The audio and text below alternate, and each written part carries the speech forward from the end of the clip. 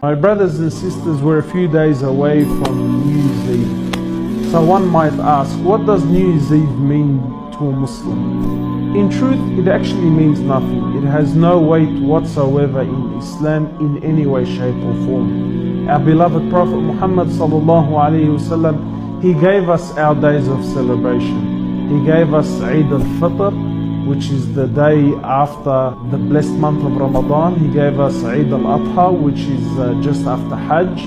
And we also have every single Friday, the day of the Jum'ah, the day of the Khutbah. This is also a Eid and a celebration for the believer. So my brothers and sisters, okay, how do we deal with this New Year's Eve? In short, stay away from it. There is no celebration whatsoever. Do not go to places where this night is being celebrated. Stay away from gatherings that are displeasing to Allah subhanahu wa ta'ala, where there's mixing, alcohol, anything of this nature. Stay away from this.